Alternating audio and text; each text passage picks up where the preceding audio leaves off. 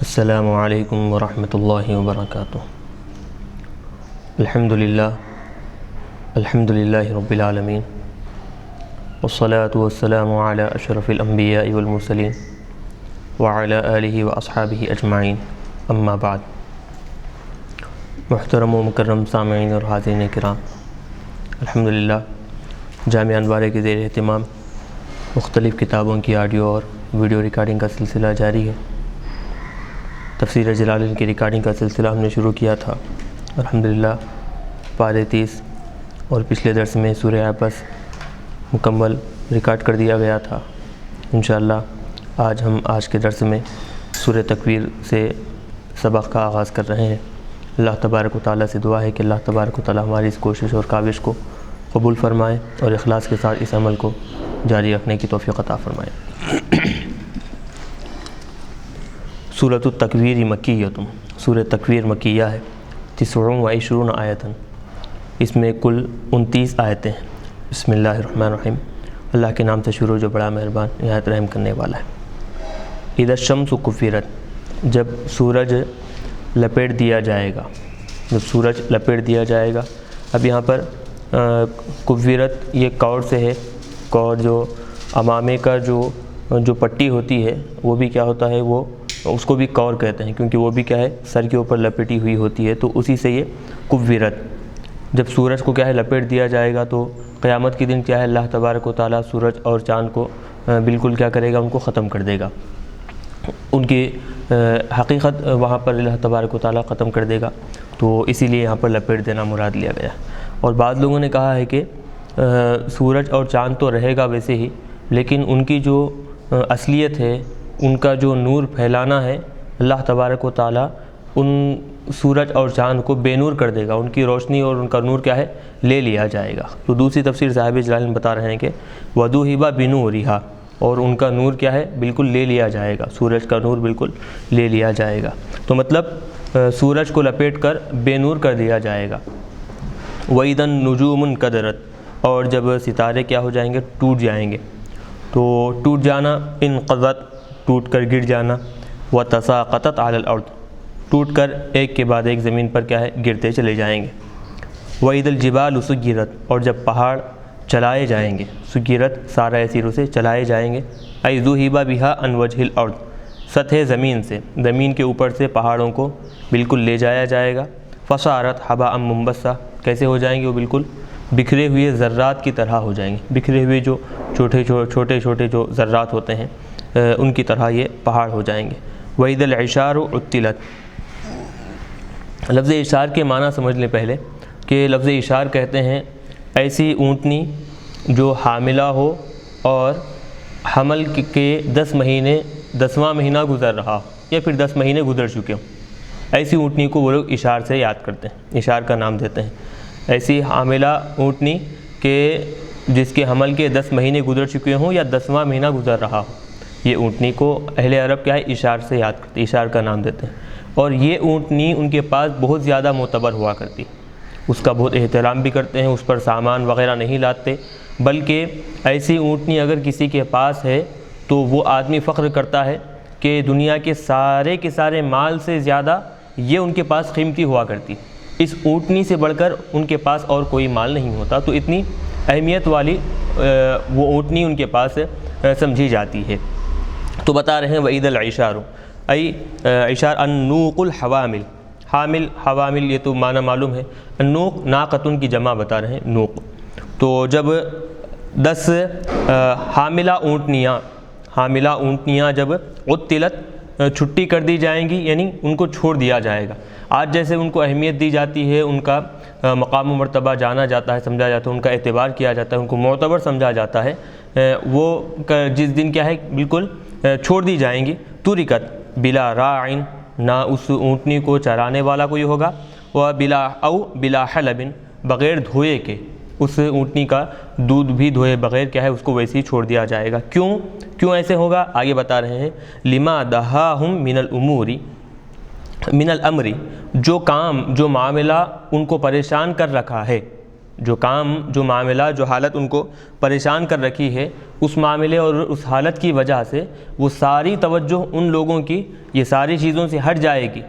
جو اہمیت والی جو شے ہے اونٹنی ہے، اس سے بھی توجہ ہٹ کر صرف ان کے سامنے ایک ہی بات ہوگی، ایک ہی شے پر وہ پورا فوکس اور توجہ کریں گے، وہ ہے قیامت کی ہولناکیوں سے کیسے بچیں، قیامت کے عذاب سے کیسے اپنے آپ کو بچائیں۔ بس پوری توجہ اسی طرف وہ لوگ مرکوز کریں گے، اسی طرف وہ مرکوز رہے گی ان کی توجہ۔ چلیے من الامر ولم یکن مال اعجب الیہم منہا،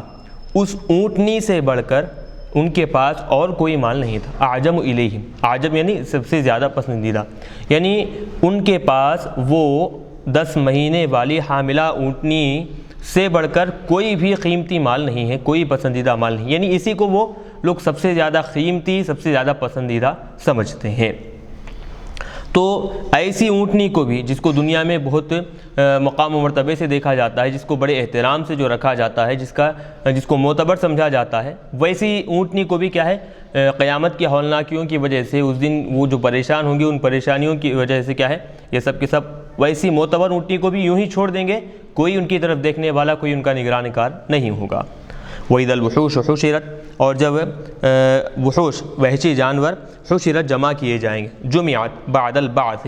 مرنے کے بعد جب جانور ختم ہو جائیں گے تو پھر جانوروں کو بھی دوبارہ زندہ کیا جائے گا، اور ایک مقام پہ سب جانوروں کو جمع کیا جائے گا۔ کیوں؟ لِيُخْتَصَّ لِبَعْضٍ مِّن بَعْضٍ، تاکہ ایک جانور کا دوسرے جانور سے قصاص دلائیں۔ جیسے اس سے پہلے صورتوں میں بھی بتایا گیا ہے کہ اگر کوئی سینگ والا جانور کسی بغیر سینگ والے جانور پر ظلم کر کر اس کو ختم کیا ہے، پھر اس کو نقصان پہنچایا، تو کل بروز قیامت اللہ تبارک و تعالیٰ سب جانوروں کو جمع کرے گا، اور جو ظلم کیا تھا، جو نقصان پہنچایا تھا،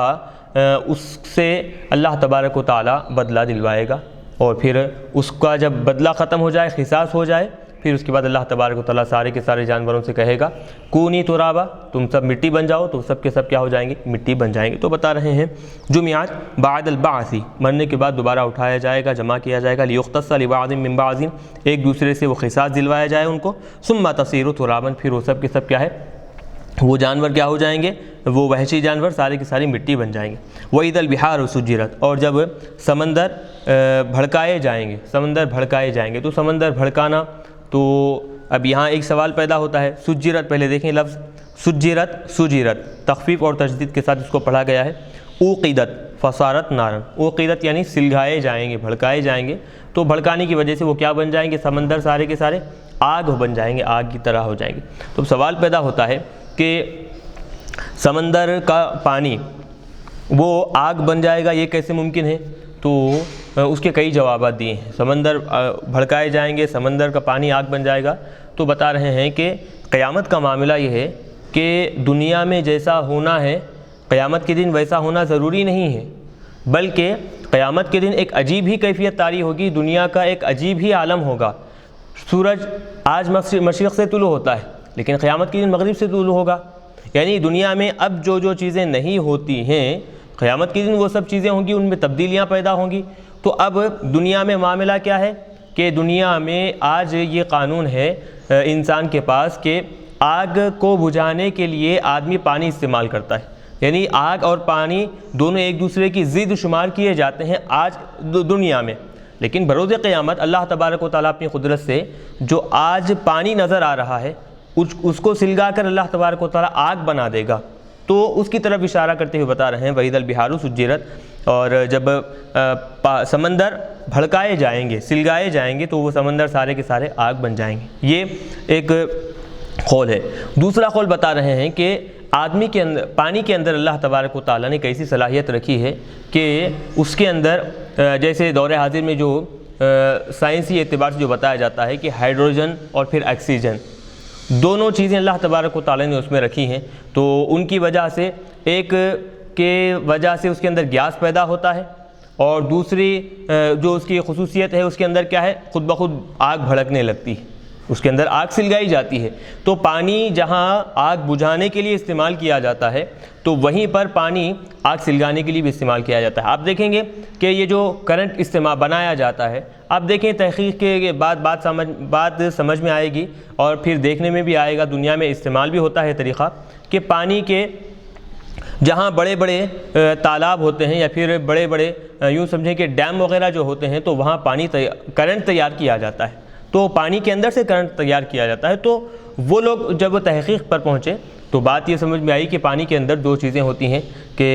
اس میں بجھانے کا مادہ بھی ہے اور پھر اس کے اندر خود بخود آگ سلگنے کا مادہ بھی اللہ تبارک و تعالیٰ نے رکھا ہے۔ یہ بات مفسرین نے کہا ہے۔ پہلے والا جو قول ہے وہ بالکل درست ہے اور پھر یہ بھی درست ہے، لیکن آج یہ تحقیق کے اعتبار سے یہ بات سمجھ میں آتی ہے۔ اس قول پر بعض لوگ اعتراض کیے، جو دوسرا والا جو قول ہے آکسیجن اور ہائیڈروجن کا، بعض لوگ اس پر اعتراض کیے ہیں، لیکن پہلے والا جو قول ہے اس پر اعتراض نہیں ہے۔ بات وہی ہے کہ قیامت کے دن اللہ تبارک و تعالیٰ اب پانی آگ کو بجھانے کے لیے استعمال ہوتا ہے۔ قیامت کے دن اللہ تبارک و تعالیٰ پانی کے اندر سے ہی پانی کو ہی آگ بنا کر اللہ تبارک و تعالیٰ سلگا دے گا، جلا دے گا۔ وَإِذَا النُّفُوسُ زُوِّجَتْ وَإِذَا النُّفُوسُ زُوِّجَتْ، اور جب نفس ملا دیے جائیں گے، ان کے جوڑ بنا دیے جائیں گے، تو نفس سے مراد یہاں پر مفسرین اکرام بیان کرتے ہیں کہ نفس سے مراد یہاں پر روح ہے۔ تو روح کو جوڑ دیا جائے گا۔ روح کو کس سے جوڑیں گے؟ تو بتا رہے ہیں بِأَجْسَامِهِمْ، ہاں قُرِنَتْ بِأَجْسَادِهَا، تو روحوں کو ان کے اپنے جسموں سے ملا دیا جائے گا، یعنی دوبارہ جب زندہ کرنا ہوتا ہے تو ان کے اپنے جسموں سے روحوں کو ملا دیا جائے گا۔ یعنی جسم جہاں جس حالت میں بھی ہے، چاہے وہ قبر میں ہڈیوں کی شکل میں ہو یا پھر پانی میں پورا جسم گل کر سڑ گیا ہو یا پھر وہ جلا کر راکھ کر دیا گیا ہو، جس حالت میں بھی ہو، اللہ تبارک و تعالیٰ جیسے دیگر مقامات پر قرآن پاک میں بتایا گیا ہے، یا تو ہوگا یہ کہ اس راکھ کو ہی اللہ تبارک و تعالیٰ حکم دے گا، وہ انسان کا جسم کی طرح وہ مجسمہ بن جائے گی، پھر اس میں روح پھونکی جائے گی، پھر دوبارہ زندہ ہوگا۔ جو ہڈیاں زمین میں پڑے ہوئے ہیں وہ ہڈیوں کو ہی اللہ تبارک و تعالیٰ حکم دے گا، زندہ ہو جاؤ، تو وہ خود بخود ان پر جسم گوشت وغیرہ سب لگ جائے گا، پھر اس میں روح پھونکی جائے گی، دوبارہ وہ زندہ ہوگا۔ یہ ایسا معاملہ بتایا گیا ہے۔ یہ بھی ممکن ہے کہ ایسا نہیں کہ اسی جسم کو ہو، ممکن ہے کہ اللہ تبارک و تعالیٰ ایک نیا جسم بنائے اور نئے جسم میں جو روح پہلے سے رکھی ہوئی ہے اس میں اس روح کو ڈال دے، تو یہ بھی ممکن ہے۔ اللہ تبارک و تعالیٰ کے لیے کوئی بڑی بات نہیں ہے۔ تو بہرحال روحوں کو ان کے جسموں سے ملا دیا جائے گا۔ وَإِذَا الْمَوْءُودَةُ سُئِلَتْ، اور جب زندہ دفن کی ہوئی بچی سے سئلت پوچھا جائے گا، سوال کیا جائے گا۔ زندہ دفن کی ہوئی بچی، جیسے دور جاہلیت میں حضور پاک علیہ السلام کی دنیا میں تشریف آوری سے پہلے ہر کوئی جانتا ہے کہ بچیوں کو زندہ دفن کیا جاتا تھا، جاہلیت کا معاملہ تھا۔ اور پھر ایک تو وجہ یہ تھی کہ لوگوں کے سامنے بے عزتی سے بچنا، اور دوسرا اگر بچیاں اگر ہیں تو ان کی پرورش میں آدمی بہت زیادہ کوشش کرنی ہوگی اور پھر بہت زیادہ محنت و مزدوری، اور پھر بچیوں کے مقابلے میں اگر بچہ ہو تو آگے بڑھنے کے بعد جب جوان ہوگا تو وہ باپ کا ہاتھ بٹائے گا، جنگوں میں شریک ہوگا، خوب مال کمائے گا۔ تو اسی اعتبار سے دور جاہلیت میں بچیوں کے مقابلے میں بچوں کو ترجیح دی جاتی، بچوں کو پسند کیا کرتا تھا، اور بچیوں کی بے عزتی ہوتی تھی۔ تو اس بے عزتی سے بچنے کے لیے کیا کرتے؟ بچیوں کو زندہ دفن کر دیا کرتے تھے۔ تو لہٰذا اب وہ جو ظلم بچیوں پر ہوا ہے، کم سے بالکل پیدا بچیوں کو زندہ دفن کر دیا جاتا تھا۔ وَإِذَا الْمَوْءُودَةُ الْجَارِيَةُ تُدْفَنُ حَيَّةً، وہ بچیاں جو کہ زندہ دفن کی جاتی تھی، خوف العار والحاجت، کس وجہ سے؟ لوگوں میں بے عزتی ہوگی، اس وجہ سے، اور اس سے بچنے کے لیے والحاجتی، اور بچیوں کی اگر پرورش کریں گے تو وہ پرورش کرنے میں محتاج ہو جائیں گے، وہ فقر و فاقہ ان کو لاحق ہوگا۔ اس سے بچنے کے لیے وہ کیا کرتے تھے؟ بچیوں کو زندہ دفن کر دیا کرتے تھے۔ تو دنیا میں اگرچہ ان سے کوئی پوچھ گچھ نہیں ہوئی، لیکن بروز قیامت اللہ تبارک و تعالیٰ خاص طور پر ان لوگوں سے مخاطب ہوگا اور کہے گا کہ سئل، بچیوں سے پوچھی جائے گی، بچی کے جو زندہ دفن کی گئی ہے اس بچی سے پوچھا جائے گا، تبکیتاً لقاتلہا، اپنے قاتل کو ڈرانے دھمکانے کے لیے، تبکیت ڈرانے دھمکانے کے لیے پوچھا جائے گا کہ بأی ذنب قتلت، کس گناہ کی وجہ سے اس کو زندہ دفن کیا گیا تھا، کس گناہ کی وجہ سے اس کو زندہ قتل کر دیا گیا تھا۔ اب ایک قرأت میں بتا رہے ہیں کہ قتلت کی بجائے، غائب کے صیغے کی بجائے حاضر کے صیغے سے بھی پڑھا گیا ہے قتلتی، کس گناہ کے پاداش میں تجھ کو ختم کیا گیا تھا، قتل کیا گیا تھا، زندہ دفن کیا گیا تھا۔ وقرئ بکسر التاء، اور ایک قرأت میں تا کی کسرے کے ساتھ پڑھا گیا ہے حکایتن، اس میں اس واقعے کی طرف اشارہ کرنا ہے، اس واقعے کو بتانا ہے، لما تخاطب بہ، جب اللہ تبارک و تعالیٰ اس سے خطاب کرے گا، جس سے جو مخاطب ہے، اور جب اللہ تبارک و تعالیٰ اس بچی سے خطاب کرتے ہوئے کہے گا کہ کس گناہ کی پاداش میں تجھے ختم کیا گیا تھا، زندہ دفن کیا گیا تھا، تو اب اس بچی کا جواب کیا ہوگا؟ وَجَوَابُهَا أَن، اور اس کا جواب یہ ہوگا کہ تقولا، وہ بچی کہے گی قتلت بلا ذنب، بغیر کسی گناہ کے، بغیر کسی جرم کے مجھے ختم کر دیا گیا تھا، مجھے زندہ دفن کیا گیا تھا۔ تو وہاں پر اللہ تبارک و تعالیٰ اگرچہ دنیا میں اس کا حساب و کتاب نہیں ہوا، قاتل قتل کرنے کے بعد وہ اپنے آپ کو فخریہ طور پر لوگوں میں فخر کے ساتھ زندگی گزارنے لگا، لیکن بروز قیامت اللہ تبارک و تعالیٰ اس قاتل کا وہاں پورا بدلہ اللہ تبارک و تعالیٰ حاصل کرے گا، پورا بدلہ اس قاتل سے لے لے گا۔ وَإِذَا الصُّحُفُ نُشِرَتْ، اور جب صحیفے یعنی نامہ اعمال، وہ صحیفے کے جس میں انسان کے اعمال لکھے ہوئے ہیں، وہ سارے کے سارے نامہ اعمال نشرت اور نشرت دو طرح اس کو پڑھا گیا ہے، تجدید اور تخفیف کے ساتھ، جب سارے کے سارے نامہ اعمال پھیلا دیے جائیں گے، فتحت بس و بوسطت، مطلب وہ نامہ اعمال یعنی وہ کتابیں جس میں انسانوں کے اعمال لکھے ہوئے ہیں وہ کھول دیے جائیں گے اور پھیلا دیے جائیں گے۔ وَإِذَا السَّمَاءُ كُشِطَتْ، اور جب آسمان سختی سے اس کو اتار لیا جائے گا، کشطت یعنی نزعت عن اماکنہا، آسمان کو کیا کیا جائے گا؟ اس کا جو مقام ہے، اس مقام سے سختی کے ساتھ اس کو کھینچ لیا جائے گا، اتار لیا جائے گا۔ اس کو کیسی سختی کے ساتھ کھینچا جائے گا؟ ایک مثال دے کر تشبیہ کے ساتھ بتا رہے ہیں کہ جیسے خصاب بکری کا چمڑا جیسے اتارتا ہے سختی سے پوری طاقت کے ساتھ، تو ویسے ہی کیا ہے، آسمان کو اس کے اپنے مقام سے اتار لیا جائے گا۔ کما ينزع الجلد عن الشاة، جیسے کہ بکری سے اس کی چمڑی اتار لی جاتی ہے سختی کے ساتھ، پوری طاقت کے ساتھ، آسمان کو اس کی جگہ سے ویسے ہی اتار لیا جائے گا، نکال لیا جائے گا۔ وَإِذَا الْجَحِيمُ سُعِّرَتْ، اور جب جہنم کی آگ سعیرت بھڑکائی جائے گی، سعیرت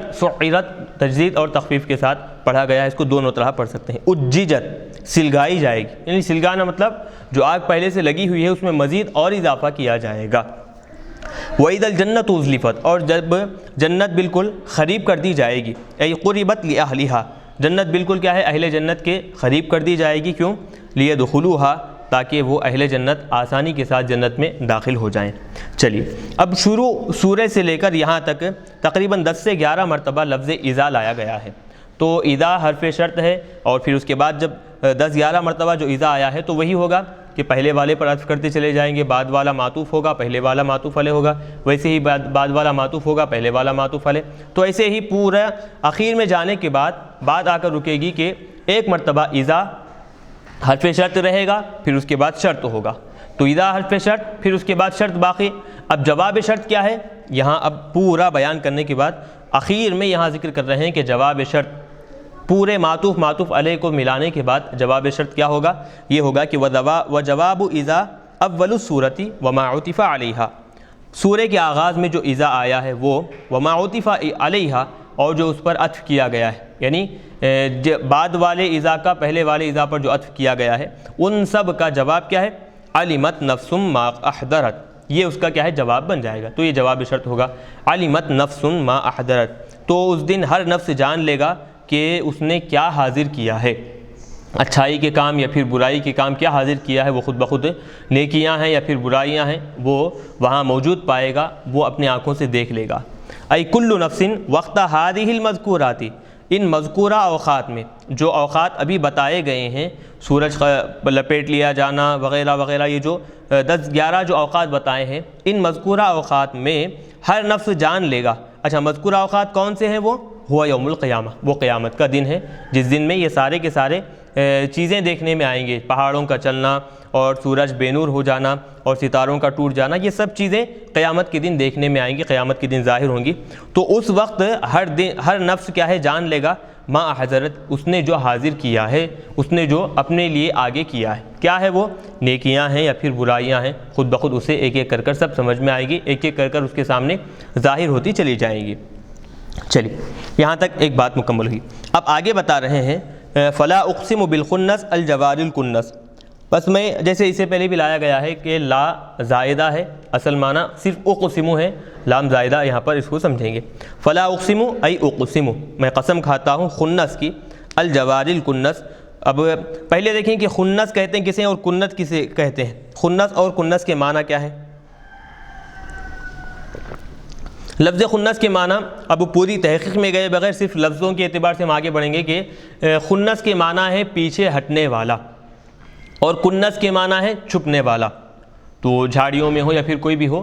کنس چھپنے والا اور پھر خنس پیچھے ہٹنے والا۔ تو اب مراد کیا ہے یہاں پر؟ حضرت علی رضی اللہ تعالیٰ عنہ سے ان آیت کے یہ جو الفاظ ہیں اس کی تفسیر کے بارے میں پوچھا گیا، تو حضرت علی نے کہا کہ خنس سے مراد 5 ستارے ہیں جو کیا ہے ایک ساتھ چلتے ہیں، اچانک چلتے چلتے وہ کیا ہو جاتے ہیں، محسوس یوں ہوتا ہے کہ وہ اب چل رہے ہیں، آگے کی طرف بڑھ رہے ہیں، لیکن اچانک کیا ہوتا ہے، وہ ایک لمحے میں وہ پیچھے کی طرف بڑھتے ہوئے نظر آتے ہیں، پیچھے ہٹ جاتے ہیں۔ تو اسی لیے ان 5 ستاروں کو خنس سے تعبیر کیا گیا ہے۔ اور یہ کنس جو ہیں یہ بھی ستارے ہیں، لیکن یہ کیا ہوتا ہے، اچانک چلتے چلتے خود بخود یہ غائب ہو جاتے ہیں، چھپ جاتے ہیں، تو اس لیے ان کو کنس کہا جاتا ہے۔ تو اب دیکھیں، اب یہاں صاحب جلالین اس کے بارے میں کچھ مزید وضاحت کر رہے ہیں۔ بالخنس ہی النجوم الخمسۃ، یہ بتا رہے ہیں کہ 5 ستارے ہیں، کون کون سے ہیں وہ؟ زحل، مشتری، مریخ، زہرہ، عطارد، یہ 5 ستاروں کے نام ہیں۔ حضرت علی رضی اللہ تعالیٰ عنہ سے مروی ہے کہ خنس سے یہ 5 ستارے مراد ہیں۔ اب یہ تخنسو کے معنی کیا ہے؟ تخنسو نون کے ضمے کے ساتھ ای ترجع فی مجراہا وراءہا، ان ستاروں کے چلنے کی جو جگہ ہے، ان کے چلنے کا جو مقام ہے، جو راستہ ہے، وہ چلتے چلتے اچانک ترجع وراءہا، وہ ان کے پیچھے کی طرف پلٹ جاتے ہیں، لوٹ جاتے ہیں، یعنی جس راستے سے ان کے جو چلنے کا جو مقام ہے، وہ راستہ چلتے چلتے وہ گزرتے گزرتے اچانک کیا ہو جاتا ہے، وہ ترجع وراءہا، ان کے پیچھے کی طرف وہ پلٹ جاتے ہیں۔ مطلب بینا تری النجم فی آخر البرج اذ کر راجعا الی اولہ، کیسے، اب اس کی حالت بھی بتا رہے ہیں کہ اچانک کیسے ہوگا کہ تو دیکھے گا کہ ستارہ کیا ہو رہا ہے، برج کا جو آخری حصہ ہے، برج کا جو آخری حصہ ہے وہاں پر چلتا ہوا نظر آئے گا تجھے، لیکن جیسے ہی آخر حصے پر پہنچے گا تو سمجھے گا کہ وہ آخر حصہ ہے برج کا، لیکن اذ کر راجعا الی اولہ، تو اچانک وہ پلٹ کر کیا ہو جائے گا، وہ اس برج کے ابتدائی حصے کی طرف فوری طور پر لوٹ کر آ جائے گا۔ اذ کر راجعا الی اولہ، اچانک وہ کیا ہے، اس برج کے پہلے والے راستے کی طرف، پہلے والے طریقے، پہلے والے مقام کی طرف وہ لوٹ کر آئے گا۔ تو برج جیسے بتایا گیا ہے کہ آسمان میں، جیسے سورہ پارے 19 میں سورہ شعراء سے پہلے سورہ فرقان کے اخیر میں وہاں پر تفصیل سے بات بتائی گئی ہے کہ اللہ تبارک و تعالیٰ نے جو تحقیق بنائی ہے، آسمانوں کے اندر جو برج رکھے ہیں، اور اس میں جو خاص طور پر 12 سیارے جو اللہ تبارک و تعالیٰ نے رکھے ہیں، وہ ساری کی ساری تحقیق وہاں بیان کر دی گئی ہے۔ تو یہاں پر بھی ستاروں کا ایک برج ہے، اس حصے میں، اس علاقے میں، وہ راستے میں ستارے چلتے چلے جاتے ہیں۔ تو خنس ایسے ستاروں کو کہتے ہیں کہ جو چلتے چلتے اچانک کیا ہے، پیچھے کی طرف پلٹ کر آ جانا، یہ خنس کی تحقیق ہو گئی۔ اب کنس کے بارے میں آ رہے ہیں، وَتَقْنِسُ، نون کے کسرے کے ساتھ تکنیس جب پڑھیں گے تو مطلب کیا ہے، تدخل فی کناسہا، کناس کہتے ہیں کہ ایسا حصہ جو لکڑیوں کا، یا لکڑیوں کے ذریعے سے، یا پھر گھاس کے ذریعے سے، یا پھر کانٹے دار درختوں کے ذریعے سے، جس کو گھر کی طرح بنا لیا گیا ہو، چھپنے کے لیے جو حصہ بنا لیا گیا ہو، اس کو کناس سے تعبیر کیا جاتا ہے۔ تو کنس سے مراد تدخل فی کناسہا، کہ جو اس کے چھپنے کا جو مقام ہے وہاں پر وہ داخل ہو جائے، ای تغیب فی المواضع الذی تغیب فیہا، کہ وہ ستارے کہ جس مقام میں وہ غائب ہوتے ہیں، غائب ہونے کی جو جگہ ہے وہاں پر وہ چلے جاتے ہیں، تو ان ستاروں کی قسم۔ بہرحال معنی کیا ہے یہاں، پیچھے ہٹنے والے ستاروں کی قسم اور چھپ جانے والے ستاروں کی قسم، یہ ایک بات ہوگی۔ آگے بتا رہے ہیں واللیل اذا عسعس، اور رات کی قسم جب وہ کیا ہو جائے، اقبل بظلامہ او ادبر، اپنی تاریکی کے ساتھ دن پر آ جائے یا پھر اپنی تاریکی لے کر چلا جائے۔ عسعس کے 2 معنی بتا رہے ہیں کہ آنا یا پھر جانا، دونوں بھی یہاں اس کے معنی ہو سکتے ہیں۔ تو اب اذا عسعس، رات جب اپنی تاریکی لے کر آئے، یہ معنی بھی ہو سکتا ہے، یا نہیں تو رات جب اپنی تاریکی لے کر چلا جائے۔ تو دن جب ختم ہوتا ہے تو رات اپنی تاریکی لے کر آتی ہے، اور رات جب ختم ہوتی ہے تو دن آنے کے قریب میں رات کیا ہے، اپنی تاریکی لے کر چلے جاتی ہے۔ تو دونوں بھی یہاں پر معنی مراد ہو سکتے ہیں۔ والصبح اذا تنفس، اور صبح کی قسم جب وہ سانس لے، تو جب سانس لے مطلب صبح کا سانس لینا کیا مراد ہے؟ تو بتا رہے ہیں اس کے جو ابتدائی اوقات ہوتے ہیں، صبح کا جو اولین وقت ہوتا ہے، تو گویا اس میں کیا ہے، بھینی بھینی جو ٹھنڈی ہوائیں ہوتی ہیں، نسیم صبا جسے کہا جاتا ہے، ٹھنڈی ٹھنڈی جو ہوائیں ہوتی ہیں، تو ان کو گویا کیا کہا جا رہا ہے یہاں پر؟ سانس لینا۔ وہ ٹھنڈی ہواؤں کو گویا یوں محسوس کیا گیا کہ صبح کا سانس لینا یہ بتایا جا رہا ہے۔ تو مراد یہاں پر سانس لینا نہیں بلکہ امتدہ، اس کے صبح کی جو روشنی ہے وہ کیا ہے، پھیل جانا، دراز ہو جانا، حتیٰ یسیر نہارا بینا، یہاں تک کہ وہ صبح کیا ہو جائے، پورے طور پر کھلے انداز میں واضح طور پر پورا دن ظاہر ہو جائے۔ تو والصبح، اس وقت صبح کی قسم۔ اب دیکھیں قسم یہاں پر کھائی گئی ہے دو ستاروں کے اور ساتھ ہی ساتھ رات کی اور دن کی۔ اب جواب قسم کیا ہے؟ یہاں لا رہے ہیں جواب قسم کے، انہو، بے شک وہ، یعنی قرآن پاک، لقول رسول کریم، بے شک وہ ایسے پیغام رساں کا قول ہے جو کہ اللہ کے پاس انتہائی باعزت، انتہائی شریف ہے، اللہ کے پاس اس کا بہت بلند مقام ہے۔ ایسے رسول اور ایسے پیغام رساں کا قول ہے کہ اللہ کے پاس اس کا بہت بلند مقام ہے، کریم، بہت بلند مقام والا، علی اللہ تعالی، یعنی اللہ کے پاس، یعنی ایسے رسول کا، ایسے قاصد کا، ایسے پیغام رساں کا قول ہے وہ قرآن جو اللہ کے پاس بہت بلند مقام والا ہے۔ تو اب یہاں پر رسول سے مراد کون ہے؟ بتا رہے ہیں وہ ہوا جبریل، اور وہ حضرت جبریل امین علیہ الصلوۃ والسلام یہاں پر مراد ہیں کہ ان کا قول ہے۔ تو ان کا قول ہے مطلب یہ کہ کیا حضرت جبریل اپنی طرف سے انبیاء تک وہ کتاب پہنچائے ہیں یا پھر حضور تک قرآن پاک پہنچائے ہیں کیا؟ تو بتا رہے ہیں اضیف الیہ لنزولہ بہ، قرآن پاک کی نسبت آپ کی طرف کی گئی ہے، کیوں؟ کیونکہ قرآن آپ کے ذریعے سے اتارا گیا ہے، آپ کے واسطے سے اتارا گیا ہے، اسی لیے قرآن کی نسبت آپ کی طرف کی گئی ہے۔ ورنہ حقیقت میں قرآن تو اللہ تبارک و تعالیٰ نے اتارا ہے، حضرت جبرائیل ذریعہ ہے حضور پاک علیہ الصلوۃ والسلام تک پہنچانے کا۔ تو اب جبرائیل امین علیہ الصلوۃ والسلام کی طرف پہنچا رہے ہیں۔ تو رسول سے مراد یہاں پر کیا ہے؟ حضرت جبرائیل امین علیہ الصلوۃ والسلام کی ذات مراد ہے۔ ذی قوت، انتہائی بہت زیادہ طاقتور، بہت سخت طاقتور،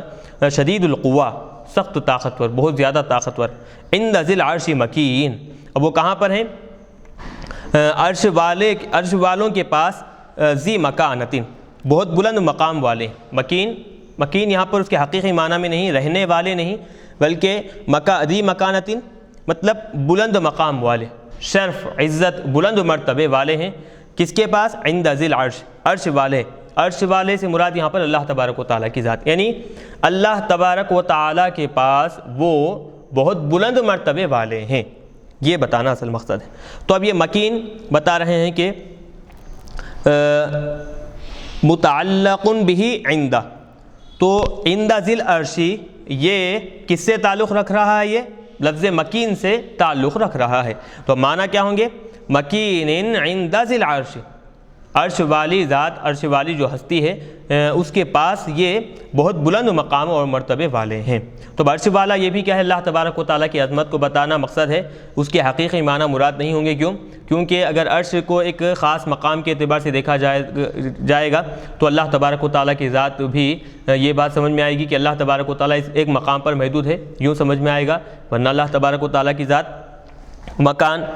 سے پاک ہے۔ تو اسی لیے پھر عرش کیوں کہا گیا؟ اللہ کی عظمت کو بتانے کے لیے، اس کو مد نظر رکھتے ہوئے ذی العرش یہاں پر کہا گیا ہے۔ مطاع ثم امین، اور پھر وہ کیا ہے؟ ایک تو اطاعت و فرما برداری کرنے والے ہیں وہاں پر، مطلب مطاع، اچھا اطاعت کرنے والوں کی، اچھا اس میں مفعول جب لیں گے تو وہ فرشتے حضرت جبرائیل ایسے ہیں کہ جن کی اطاعت کی جاتی ہے، جن کی اطاعت کی جاتی ہے، اس میں مفعول اگر لیں گے تو جن کی اطاعت کی جاتی ہے، ثم ای تطیعہ الملائکۃ فی السماوات، وہاں پر جن کی اطاعت کی جاتی ہے، تو وہاں سے مراد آسمانوں میں فرشتے ان کی اطاعت کرتے ہیں، یہ ساری چیزوں کے باوجود امین، وہ امانت دار بھی ہیں،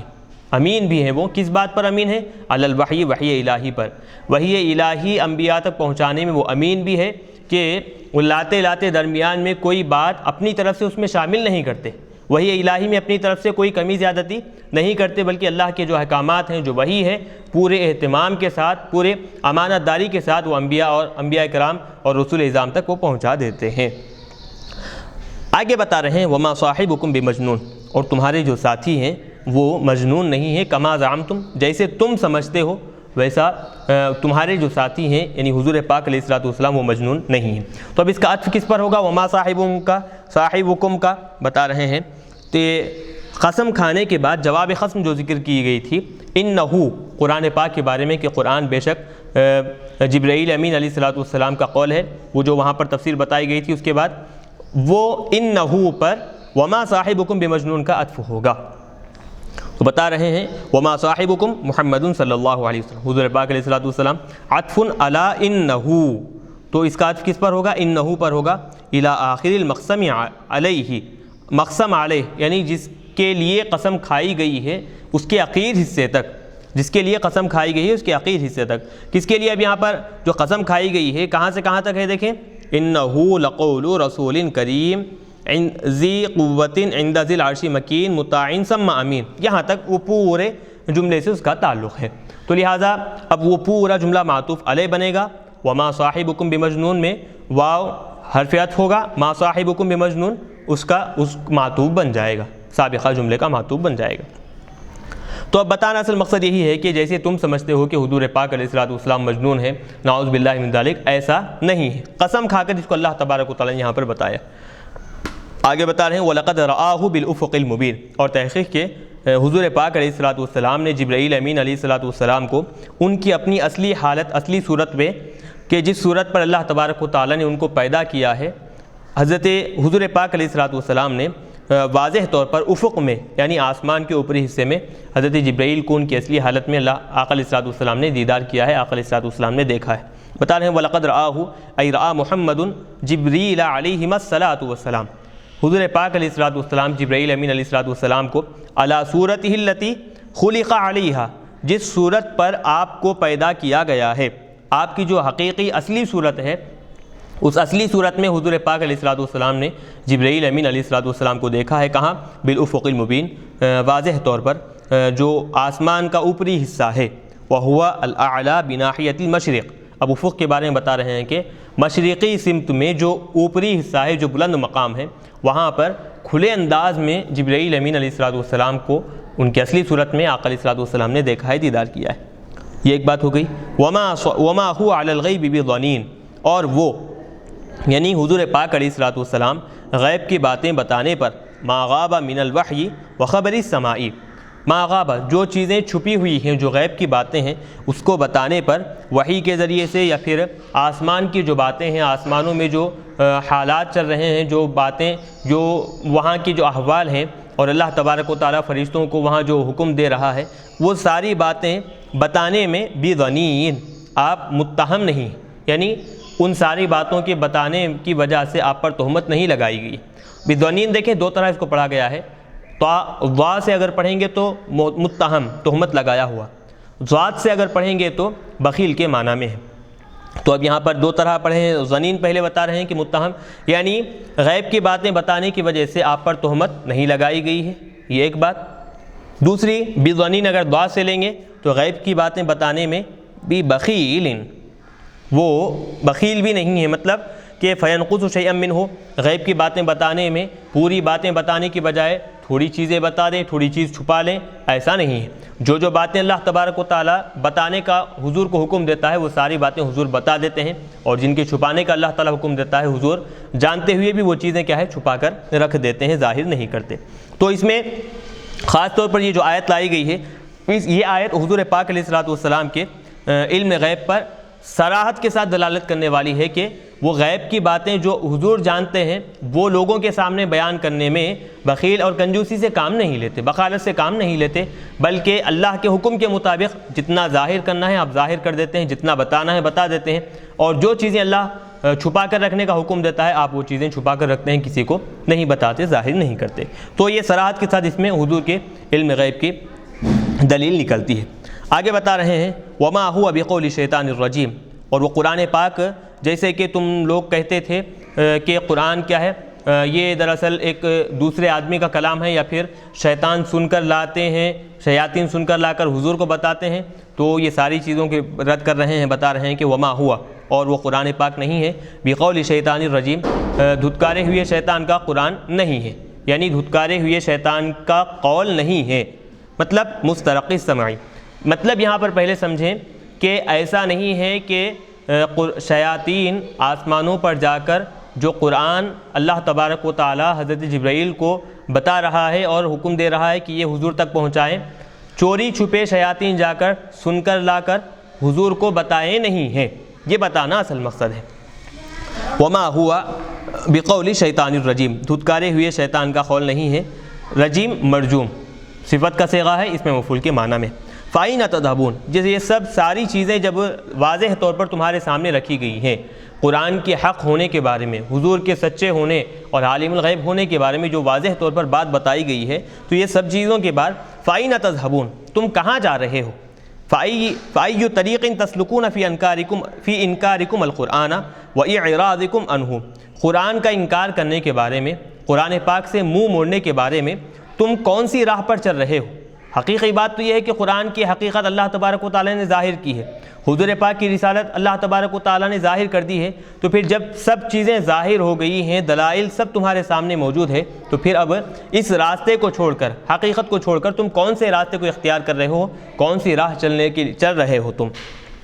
ان ہوا الا ذکر للعالمین، اس کے سوا نہیں کہ یہ قرآن پاک عالموں کے لیے، عالموں سے مراد انسان اور جنات، ہر ایک کے لیے یہ قرآن پاک نصیحت ہے۔ لمن شاء، تو عالموں سے مراد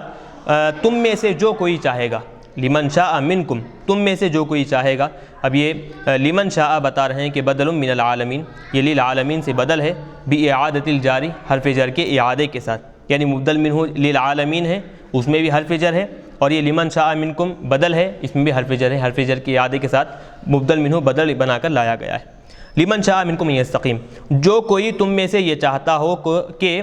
حق کی اتباع کرے، صحیح راستے پر استقامت کے ساتھ اڑے رہے، جمے رہے، اس کے لیے قرآن پاک ہدایت دینے والا ہے، نصیحت کرنے والا ہے ہر مقام پر۔ وما تشاؤون، حق پر استقامت طلب کرنا، صحیح راستے پر ثابت قدم رہنا، یہ تمہارے حق میں بھی نہیں ہے، تمہارے قبضے میں بھی نہیں ہے۔ راہ حق پر ثابت قدم رہنا، سیدھے راستے پر ہمیشہ جمے رہنا، یہ تمہارے حق میں نہیں ہے، تمہارے قبضے میں نہیں ہے، بلکہ یہ بھی اللہ تبارک و تعالیٰ کی توفیق سے، اللہ کی مشیت سے ہوا کرتا ہے کہ اللہ تبارک و تعالیٰ جس کو ثابت قدم رکھتا ہے وہی ثابت قدم رہتا ہے صحیح راستے پر، اور جو پھسل جاتا ہے اللہ تبارک و تعالیٰ جس کو گمراہ کرنا چاہتا ہے تو وہ راہ حق سے بالکل بھٹک جاتا ہے، پھسل جاتا ہے۔ تو اس کو بتا رہے ہیں وما تشاؤون، اور تم کچھ بھی نہیں چاہتے، مطلب الاستقامت علی الحق، صحیح راستے پر، راہ حق پر استقامت، ثابت قدمی تم نہیں چاہتے، الا مگر وہی کہ ان یشاء اللہ رب العالمین، اللہ جو کہ رب العالمین ہے، اس کی مشیت سے، اس کے حکم سے، اس کی توفیق سے تم راہ حق پر ثابت قدم رہ سکتے ہو۔ الخلائق استقامتکم علیہ، تم ہی نہیں بلکہ سارے کے سارے مخلوقوں کا رب ہے، تمہاری استقامت، راہ حق پر ثابت قدم رہنا اسی کے حکم سے، اسی کی توفیق سے یہ ممکن ہے، تمہارے چاہنے سے، تمہاری مشیت سے، تمہارے ارادے سے کچھ بھی ہونے والا نہیں ہے۔ تو الحمدللہ یہ سورہ تکویر یہاں مکمل ہوا، اور سورہ کے اختتام پر آپ نے دیکھا کہ اللہ تبارک و تعالیٰ نے کیا کیا چیزیں بیان کی قرآن پاک کے بارے میں، حضور پاک علیہ الصلوۃ والسلام کے بارے میں، اور حضور کے علم غیب کے بارے میں پوری تفصیلی بات ہوئی، اور قسمیں کھا کر یہ بات بتائی گئی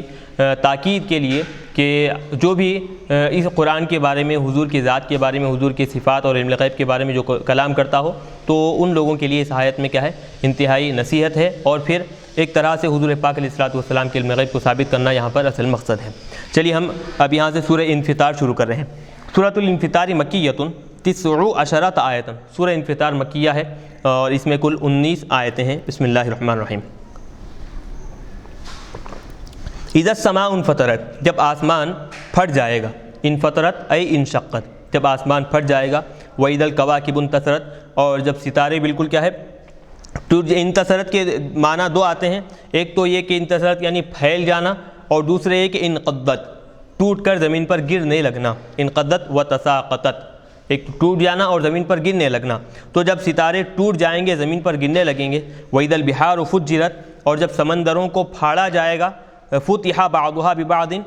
ایک سمندروں کو کیا ہے، جو راستے آڑ ہے وہ سمندروں کو اب کیا ہے، پھاڑ دیا جائے گا، اس آڑ کو کھول دیا جائے گا، درمیان میں جو سمندروں کے حائل ہے وہ حائل اور آڑ کو ختم کر دیا جائے گا، تو فصارت بحرا واحدا، یہ سارے الگ الگ جو سمندر بکھرے ہوئے ہیں یہ سب کے سب کیا ہے، مل کر ایک ہی سمندر کی طرح ہو جائیں گے۔ ایک یہ بات، یا نہیں تو اس کے دوسرے معنی یہ ہو سکتے ہیں کہ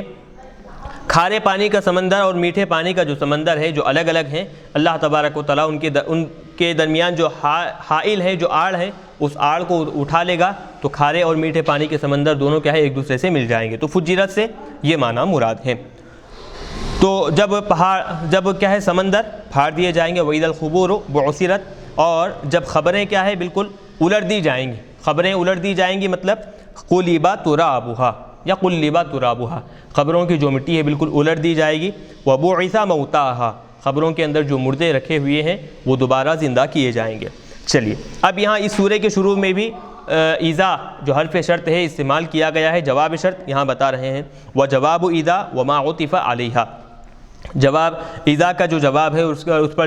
جن جملوں کا عطف کیا گیا ہے ان سب سے ملا کر جواب کیا ہے، عَلِمَتْ نَفْسٌ مَا قَدَّمَتْ وَآخَرَتْ، تو ہر نفس جان لے گا، یعنی مذکورہ اوقات میں، کل نفس وقت هذه المذکورات وهو یوم القیامہ، اور وہ قیامت کا دن ہے، یعنی مذکورہ اوقات میں جب سمندروں کے، آسمان کی، ستاروں کی حالت وہ ہوگی، خبروں کی حالت جیسے ابھی ذکر کیا گیا جیسی ہوگی، تو وہ قیامت کا دن ہوگا، اور اس قیامت کے دن میں ہر نفس جان لے گا ما قدمت، کہ اعمال اس نے کیا آگے کیے ہیں، وما اخرت منہا، کون سے اعمال اس نے پیچھے چھوڑے ہیں۔ فلم تعمل ہو، کہ وہ اعمال چھوڑ دیا ہے نہ کر، یعنی اعمال ویسے ہی چھوڑ دیا ہے، وہ اعمال انجام نہیں دیا ہے، اعمال نہ کیا ہے، اعمال کیے بغیر اس کو ویسے ہی پیچھے چھوڑ دیا ہے، اور جو اعمال اس نے کیا ہے وہ سب کے سب وہاں پر جان لے گا۔ آگے بتا رہے ہیں یا ایھا الانسان ما غرک بربک الکریم، کہ اے انسان، انسان سے مراد یہاں پر عمومی انسان بھی ہو سکتا ہے یا پھر خاص طور پر کافر بھی مراد ہو سکتے ہیں، کو اے کافر، ما غرک بربک الکریم، کون سی چیز نے تجھ کو دھوکے میں ڈال رکھا ہے تیرے رب کریم سے، حتی عصیتہ، یہاں تک کہ تو نے اس رب کریم کی نافرمانی کی، الذی خلقک، جس نے تجھے پیدا کیا، بعد ان لم تکن، بعد اس کے کہ تو کچھ بھی نہیں تھا، تیرا وجود نہیں تھا، تیرے نام و نشان نہیں تھا، اس نے تجھے پیدا کیا، فسواک، اور پھر تیرے اعضاء کو بالکل برابر کیا، جعلک مستوی الخلق، مخلوق میں تجھ کو تیری تخلیق میں، تیری پیدائش میں سب برابر رکھا، سالم الاعضاء، اعضاء کو بالکل درست برابر بنایا، فعدلک، اور اعتدال سے کام لیا، تیرے ہر عضو کو برابر بنایا اور عدل کے ساتھ تیرے اعضاء میں رکھا، عدلک دو طرح اس کو پڑھا گیا ہے، تخفیف اور تشدید کے ساتھ، مطلب یہ کہ جعلک معتدل الخلق، تجھ کو تخلیق کے اعتبار سے بالکل اعتدال والا بنا ہے، تیری تخلیق میں بالکل اعتدال سے کام لیا ہے، کیسے، متناسب الاعضاء، اعضاء کو بالکل ایک دوسرے کے مناسب بنایا ہے، ایسا لیست ید او رجل اطول من الاخری، ایک ہاتھ دوسرے ہاتھ سے بڑا نہیں ہے، ایک ہاتھ بڑا دوسرا ہاتھ چھوٹا ایسا نہیں ہے، ایک پیر بڑا دوسرا پیر چھوٹا ایسا نہیں بنایا، بلکہ اعضاء سارے کے سارے بالکل مناسب اور برابر جو بالکل ایک دوسرے کے مناسب ہوں، برابر ہوں، ایسے اللہ تبارک و تعالیٰ نے تیرے بنائے۔ فی ای صورت ما شاء رکبک، جس صورت میں اس نے چاہا، رکبک تجھے بنایا، تجھے جوڑ دیا، رکب یرکب و ترکیب کے معنی جوڑنا، تو جس صورت میں اس نے چاہا تجھے جوڑ دیا، تو فی ای صورت ما، تو بتا رہے ہیں کہ ما یہ زائدہ ہے، جس صورت میں اس نے چاہا، شاء اس نے چاہا، رکبت تجھے جوڑ دیا، کلا ایسا تجھے ہرگز نہیں کرنا چاہیے، تو مطلب کیا ہے کلا، تو بتا رہے ہیں کہ جس چیز نے تجھے دھوکے میں ڈالا ہے، اللہ تبارک و تعالیٰ کے کرم سے، کریم خدا سے، ثقافت والے خدا سے، جس چیز نے تجھے دھوکے میں ڈالا ہے اس چیز کے دھوکے میں تجھے ہرگز نہیں آنا چاہیے، یہ مطلب نکلتا ہے کلا حرف ردع سے، عن الاغترار بکرم اللہ تعالی، اللہ تبارک و تعالیٰ کی ثقافت، اس کی کرم نوازی سے فائدہ حاصل کرتے ہوئے دھوکے میں پڑھ کر اس کی مخالفت کرنا، اللہ کی نافرمانی کرنا، یہ ایسا عمل ہرگز نہیں ہونا چاہیے، تو کلا حرف ردع سے یہ مفہوم نکل رہا ہے۔ بل تکذبون، بلکہ حقیقی بات تو یہ ہے کہ کفار مکہ بالدین، دین یعنی بدلے اور جزا اور سزا کا دن، بلکہ حقیقی بات تو یہ ہے کہ کفار مکہ تم کیا کرتے ہو، جزا اور سزا کے دن کا انکار کرتے ہو، الجزاء علی الاعمال، اعمال پر جو بدلہ ملے گا، جو حساب و کتاب ہوگا، اس دن کا تم کیا ہے انکار کرتے ہو۔ وَإِنَّ عَلَيْكُمْ لَحَافِظِينَ، اور یاد رکھو کہ بے شک تمہارے پاس، تمہارے ساتھ لحافظین، حفاظت کرنے والے ہیں۔ کس کی حفاظت کرنے والے ہیں؟ من الملائکۃ لِأَعْمَالِكُمْ، تمہارے ساتھ فرشتے ہیں، تم پر اللہ تبارک و تعالیٰ نے فرشتے مقرر کیے ہیں جو تمہارے اعمال کی حفاظت کر رہے ہیں، ایک ایک عمل کو محفوظ کرتے چلے جا رہے ہیں۔ کرامن کاتبین، کرامن جو کیا ہے بالکل وہ فرشتے اللہ تبارک و تعالیٰ کے پاس بہت ہی بلند مرتبے والے ہیں۔ کرامن کاتبین، بہت ہی بلند مرتبے والے ہیں۔ کاتبین وہ کیا ہے؟ وہ اعمال، کاتبین لہا ای للاعمال، وہ اعمال کو لکھنے والے ہیں۔ یعلمون ما تفعلون، وہ سب جانتے ہیں جو تم کام کر رہے ہو، تمہارے سارے کے سارے کاموں کو وہ جان رہے ہیں اور سارے کے سارے اعمال تمہارے لکھتے چلے جا رہے ہیں۔ یعلمون ما تفعلون جمیعہ، وہ سب کے سب کام کیا ہے وہ جان رہے ہیں اور لکھتے چلے جا رہے ہیں، جمع کرتے چلے جا رہے ہیں۔ پھر اس کے بعد آخر میں فیصلہ کیا گیا کہ ان الابرار لفی نعیم، بے شک جو نعمت نیکوکار لوگ ہوں گے، ایمان والے سچے، جو اپنے ایمان میں جو سچے لوگ ہوں گے، نیکوکار ہوں گے، اللہ تبارک و تعالیٰ ان کو لفی نعیم، نعمتوں میں رکھے گا، نعمتوں والے جنتوں میں رکھے گا، باغات میں رکھے گا۔ وَإِنَّ الْفُجَّارَ، اور بے شک جو فاجر ہیں، جو کافر ہیں، لفی جحیم، وہ جہنم میں ہوں گے۔ نارین محترقۃ، جلانے والی آگ میں وہ ہوں گے۔ یصلونہا، وہ اس میں کیا ہے داخل ہو جائیں گے۔ یدخلونہا، وہ اس آگ میں داخل ہوں گے۔ ویقاسون حرہا، اور پھر جب داخل ہوں گے تو داخل ہونے کے بعد اس جہنم کی آگ کی جو گرمی ہے وہاں وہ لوگ اندازہ لگائیں گے، ان کو اندازہ ہوگا کہ جہنم کی کیسی سختی ہے، کیسی گرمی ہے۔ تو اب دیکھیں یہاں کافروں سے خاص طور پر ایک یوں سمجھیں کہ کافروں کو ایک دھمکی دی جا رہی ہے، اور پھر یہ بتایا جا رہا ہے کہ قیامت کے دن تم جتنے بھی ہیلے تلاش کرو، جتنے بھی بہانے تلاش کرو، تمہیں کچھ فائدہ حاصل ہونے والا نہیں ہے۔ تمہارے ساتھ اللہ تبارک و تعالیٰ نے ایسے فرشتے مقرر کیے ہیں جن کو تم دیکھ نہیں سکتے،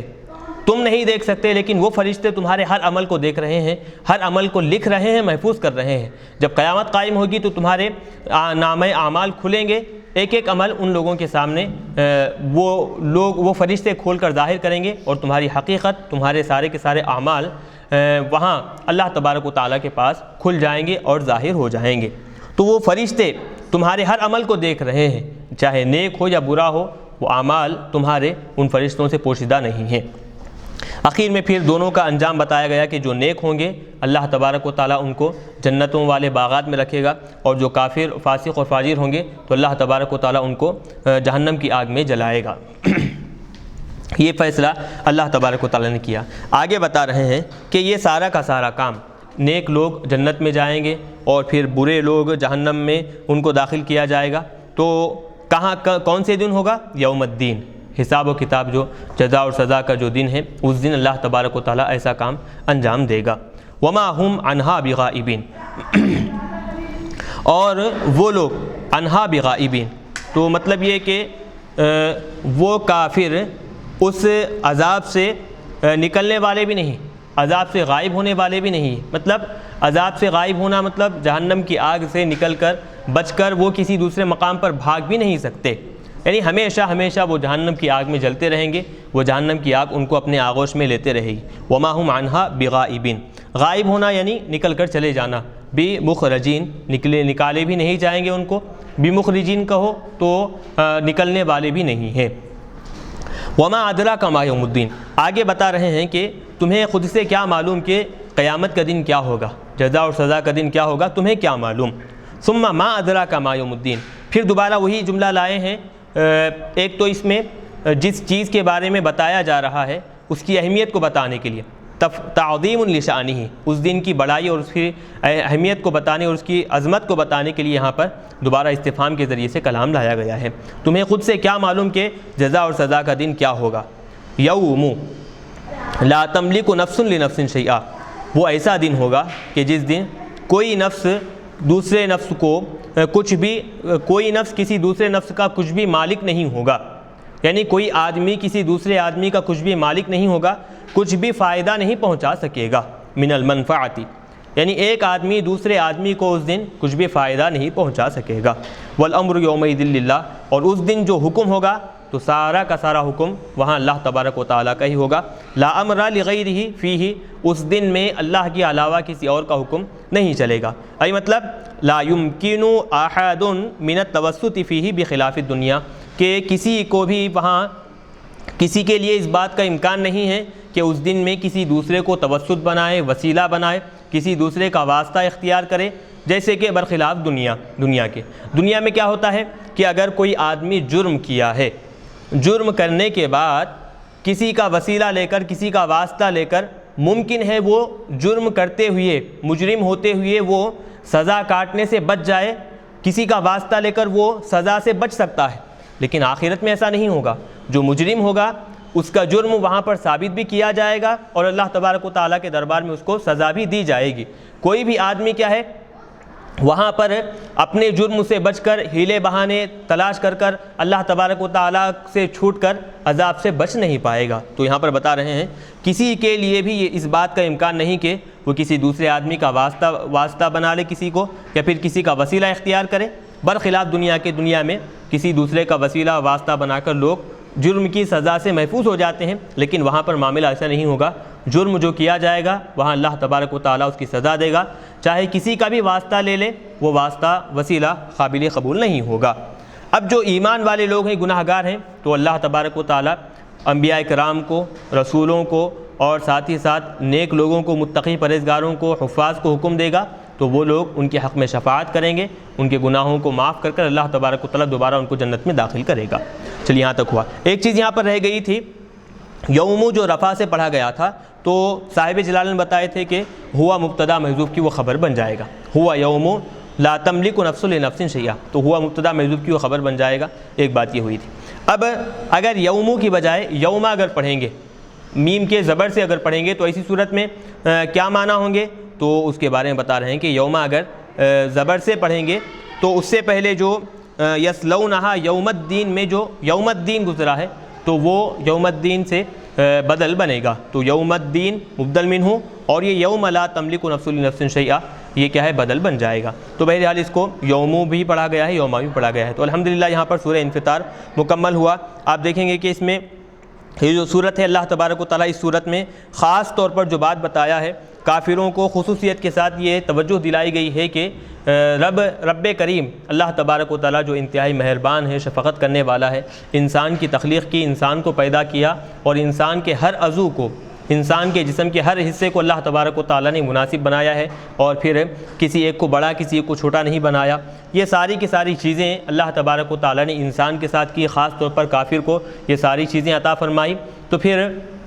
یہ سب چیزیں دینے کے باوجود کافر کیسے اللہ تبارک و تعالیٰ کی ناشکری کرتا ہے، کیسے اللہ تبارک و تعالیٰ کا انکار کرتا ہے، اس کی ذات کا انکار کرتا ہے، تو یہ چیزیں بتائیں۔ پھر اس کے بعد آخر میں بتائے کہ یہ اللہ کی ذات کا انکار کرنے کے بعد اور پھر اللہ تبارک و تعالیٰ کی نافرمانی کرنے کے بعد کوئی کافر اور کوئی بھی مجرم یہ نہ سمجھے کہ قیامت کے دن اس کو بدلہ نہیں دیا جائے گا، اللہ کے عذاب سے چھوٹ جائے گا، ہرگز ایسا نہ سمجھے، بلکہ جو جرم کیا ہے وہ اپنے جرم کی سزا ہر حال میں وہ پا کر رہے گا، اور جو گناہ گار بن کر اللہ کے دربار میں آیا ہے تو اس کے گناہوں کی سزا اللہ تبارک و تعالیٰ اس کو ضرور بضرور عطا کرے گا۔ یہاں تک رکھیں، انشاءاللہ ہم آگے کا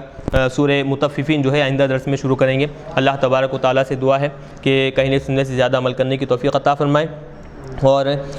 جو اس تفسیر میں پڑھنے میں، ریکارڈ کرنے میں جو لغزش و خطا ہوئی اس کو درگزر فرمائے، اور پھر جو حضرات اس کے ریکارڈنگ میں تعاون کیے ہیں اللہ تبارک و تعالیٰ ان کے کاروبار میں پورے اعتبار سے ترقی عطا فرمائے، حاسدوں کے حسد سے، ظالموں کی ظلم سے ان سب کو اور ہم سب کو اور